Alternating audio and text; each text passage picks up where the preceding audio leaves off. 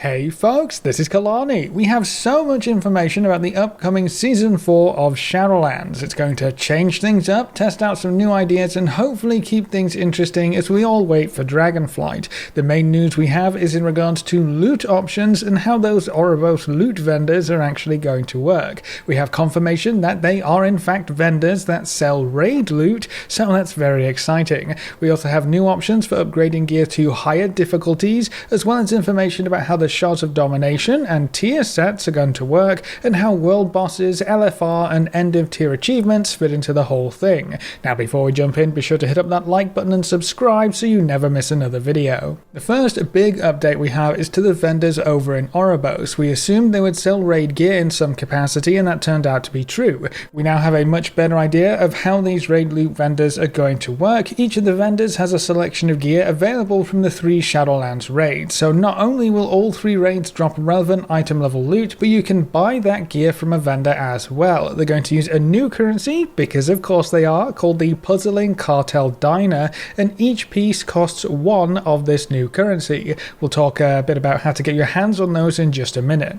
Now you probably noticed that the available loot on these vendors is a little restrictive. It's definitely not everything that can drop in the raid. In fact, it's actually only a few very specific gear slots that are available to purchase. As of right now, only weapons and trinkets can be bought from these vendors, and that's actually intended. The blue post explains exactly why this is the case. As others in this thread have mentioned, neither of these systems are intended to replace the primary method by which players acquire gear. Having all of an expansion's raids be at current item level is something entirely new to WoW, and will create both a lot of powerful combinations of items, as well as a lot of frustration at not receiving them. We wanted the vendors to be targeted at the pieces of loot we'd already seen are most impactful to a player, such as to create an intense negative reaction when situations arise like the post mentions.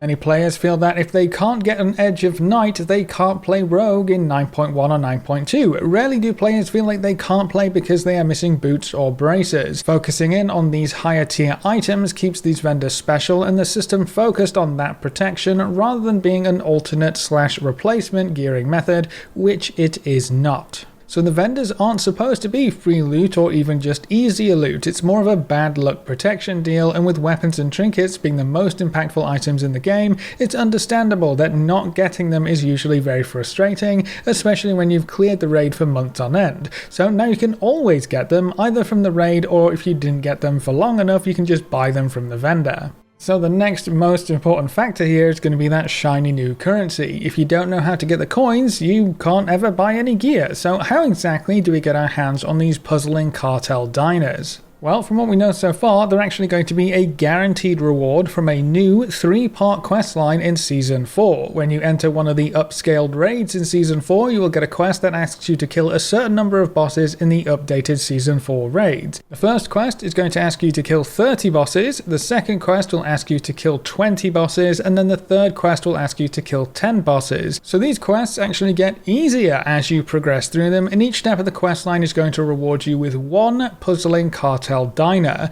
These 3 quests are the only way you can get this currency, so you can only ever get 3 throughout the entire season on your character. In fact, when you spend your 3rd and final Cartel Dinar, the vendors will actually leave, so you won't be able to see them again. That means you're going to have to be very careful and deliberate with how you spend this currency and which items you go for. Obviously, with us only having access to weapons and trinkets, those choices are made significantly easier, but that does then also beg the question of whether you want to focus on one spec or branch out with items that can be used across multiple specs. That's going to be very frustrating for the hybrids, more so than anybody else, and I think it's probably going to lead to players holding on to these coins rather than spending them, especially when you can only ever get 3 total. It's not quite as groundbreaking as I was hoping for when they said loot vendors might be an option, and having only some RNG protection means you're going to want to make sure you use it in the right place at the right time, but with RNG being RNG, you're never really going to know when or where it will be best used. I honestly see a lot of players just holding on to their 3 coins until they've got every other item they need except the last 3 that they can purchase from the vendor. The only exception there might be a weapon on a class that really loves to have a higher item level weapon, but I can see this ending in frustration for a lot of players when it's supposed to provide the opposite effect, but that's the product of implementing a limited system, I guess. Honestly, this is the worst part of the whole season that I've heard so far. Limiting the gear available on the vendors isn't ideal. I really do think it would have just been better to open the floodgates and have everything on there. It would be a massive list of gear for sure, but I'm also sure we'll forgive the few seconds it takes to flip through a couple vendor pages to be able to buy exactly what we want. But adding in the strict 3 item limit just severely reduces the impact of the idea as a whole. When people first heard about gear vendors coming back for Season 4, I saw massive support. Finally, they're giving us control over gear progression again, cutting out the RNG. We'll get some guaranteed loot as long as we put in the time and continue to kill bosses and progress and all that wonderful stuff. Wow, geez, I might actually come back for Season 4 and do some raiding. You tell those same people that they can only actually get 3 items for the entire season from the vendor, I bet they lose interest in the whole thing. It is worth noting that this vendor is definitely better than nothing, and this is our chance to drive home that deterministic loot options are better than RNG, and we would love to see more of this. So if you enjoy this idea and you enjoy Season 4 and being able to select specific gear pieces, be sure to let the dev team know. Who knows, this could lead to better loot options in the future, and I really hope it does. There is one more piece of the puzzle here though, which is actually a fantastic step forward. In Season 4 we will have upgrade items. These allow you to upgrade gear to a higher tier of difficulty. So if you get a really good drop on normal, usually you would then have to get lucky and get that drop again, but on the higher difficulties, right? That's how you progress. You need to get it on heroic and then on mythic and so on and so forth. But with this upgrade item, you can literally just upgrade that normal piece to a heroic or mythic piece without having to rely on the drop again. To get an upgrade item, you'll need to collect shards from heroic or mythic boss kills. The current plan is for every single kill to reward you with the shard of that difficulty, so it's a 100% drop chance, no RNG involved, but you will need to collect 20 shards. 20 kills is going to take you a while if you can't full clear the raids, but at least it's something you can keep track of and feel like you're progressing to a better piece of gear. You can also use these upgrade items on gear bought from the vendors, so you can always upgrade that stuff to the highest difficulty you yourself are clearing and completing. So for every 20 kills you get in heroic, you're kind of guaranteed a heroic piece of loot, and for every 20 mythic kills you're also guaranteed a mythic piece of loot. The only caveat is that you would need the item to begin with on at least 1 difficulty, but then at least you get to choose what item you get when you've collected all your shards. Another very interesting factor for these upgrade items is that they are not linear. If you have a heroic upgrade item, it will upgrade an item to heroic. It doesn't matter whether that item is LFR or normal to begin with, it will go straight to heroic regardless. The same goes for mythic upgrade items. You can upgrade straight to mythic even if the original item is LFR. So you don't have to go from LFR to normal to heroic and finally then to mythic, and that's going to make them way more flexible and ultimately more useful. Adding in an upgrade item at all also makes gearing up less RNG based, as you only need to get the item to drop on 1 difficulty instead of multiple. A negative effect here though is that this will definitely encourage running these raids on multiple difficulties as often as you can, even if you don't actually benefit from the difficulty that much, just to ensure you get an item you need, which you can then upgrade in the future. Now, if all of this sounds a bit daunting, juggling 3 raids at once, chasing more and more boss kills, figuring out what to prioritize and what gear you're going to want, you'll be glad to know that Season 4 will have a rotation of raids. So even though all 3 Shadowlands raids will be scaled up and drop better loot, only one of them will be active as the fated raid for that week. So it could start with Castle Nathria, and then the week after that move on to the Sanctum of Domination, and then the week after that onto the Sepulchre of the First Ones, and then just keep rotating. So only 1 raid at a time will be the Season 4 raid, so you only have to focus on 1 at a time. With all 3 raids on rotation and dropping relevant gear rewards, that also means special gear is going to make a return. The 2 huge elephants in the room are the tier set bonuses from Sepulchre of the First Ones, and then Domination Shards from the Sanctum of Domination. Honestly, I think the dev team made the right call here. We now know that set bonuses will return, so you can get higher item level tier gear, you can keep your set bonuses, and the Creation Catalyst will also stick around with all of your accumulated charges. So you can turn higher item level gear that drops drops in Season 4 into higher item level set pieces as well. That's great news. Apparently, tier tokens will not be added into Castle Nathria or the Sanctum of Domination though, but with the Creation Catalyst in play, that doesn't really matter quite as much. Now, as far as Domination shards go and Domination gear, they will not be making a return for Season 4, so you don't have to worry about keeping your shards or getting them again and upgrading them again or any of that nonsense. Domination shards do not matter, so if you haven't deleted them already, you can now feel free to do so. Combining shards of domination and tier sets could have been somewhat interesting, but I honestly would rather not have another layer of gear to worry about, especially considering I deleted my domination shards as soon as patch 9.2 released. Tier sets are way more interesting anyway, and I'm glad they're staying. Now, if you're worried that you won't be able to take part in some of these crazy shenanigans because you don't really raid that much, you might be pleasantly surprised to hear that the Looking for Raid mode will also be included. The LFR version of the weekly active raid will be fully available, so every boss will be unlocked right away, no time gates this time around, and all of the LFR bosses will also drop higher item level loot, which can also be upgraded later on if you jump into the higher difficulties. And LFR bosses will also count towards the quest requirements for the vendors in Oribos. So even if you just stick to LFR, you get to experience the scaled raids, the new affixes, the higher item level rewards, and you can even buy your 3 pieces of specific vendor gear. Having the LFR bosses count towards the quest progress also means anyone who doesn't progress very quickly in higher difficulties can also benefit from hopping into LFR to get a few extra boss kills per week. Another interesting factor for Season 4 that everyone will be able to take advantage of is that the world bosses will also follow the 3-week rotation. So while Castle Nathria is the weekly raid, the older world bosses will drop higher item level loot and be scaled up to become a suitable challenge. While the Sanctum of Domination is the active raid, will be heading back into the Maw to take on that particularly annoying world boss, again for increased rewards and challenges, and then while the Sepulchre is the active raid, will be headed back to Zereth Mortis for the same reasons.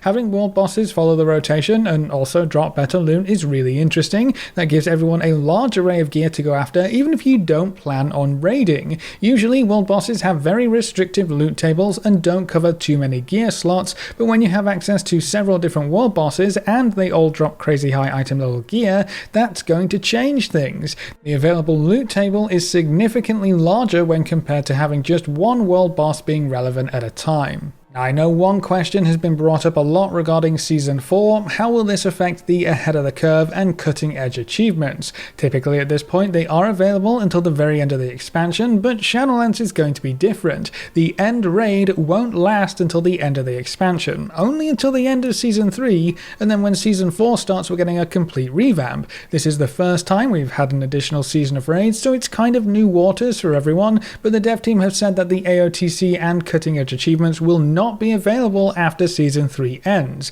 So our time frame for getting those achievements is going to be so much shorter than previous expansions, so if you typically wait until the last few weeks to get that stuff done, you're going to need to move that timeline up a little bit for the Sepulchre of the First One's raid specifically. Note that I said the end of Season 3 or the start of Season 4 and not the release date of patch 925. With the public test run for 925 having a lot of the Season 4 content for testing, like the new vendors, and I'm sure we'll see the new raid affixes testing on the same patch, a lot of players assumed they would arrive together. Season 4 would start with patch 9.2.5. That kind of makes sense, right? Seasons usually start with a patch launch, but that's not going to be the case this time around. The release date for patch 9.2.5 and the start of Season 4 are not going to coincide. In fact, patch 9.2.5 is expected to release way before the start of Season 4, so if there's something you've been looking forward to in this new patch, like the cross-faction gameplay and grouping options, hopefully we won't have to wait too much longer for that.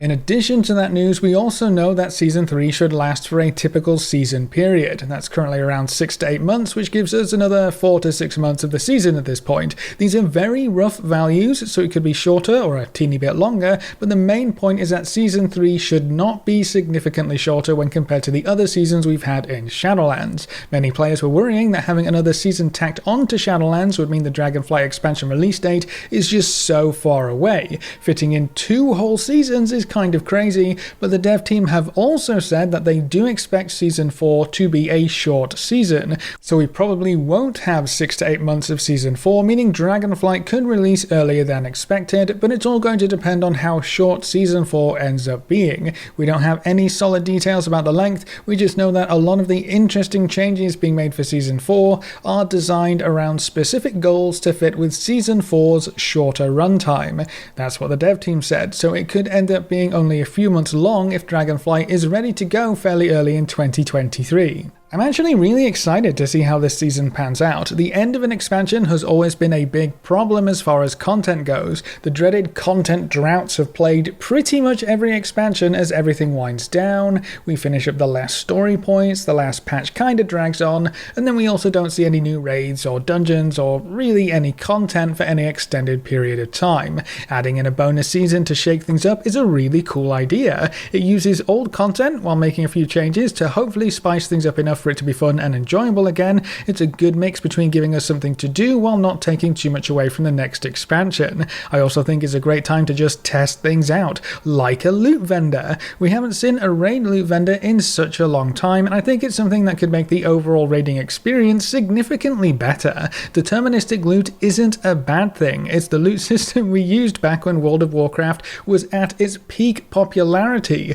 Obviously, people liked it. I love that they're testing it out again with Season 4, and I hope they take it forward into the Dragonflight expansion. The only thing I don't like about it right now is that it seems like the dev team doesn't want to commit to the idea of a loot vendor. They're like dipping their toes into the pool to see what the temperature is like. Only weapons and trinkets right now, I guess that's better than nothing, but I really wish they would just go all in with this kind of thing, especially when we're testing it. RNG loot is not satisfying long term. Patching up that slowly is better than not at all, but I really hope we do see proper loot vendors in the next expansion. Now, Season 4 is also going to be a great testing ground in general because nothing has to stick, especially if it's going to be a shorter season. I hope they go a little crazy with it and create some fun and interesting affixes alongside what we've already data mined.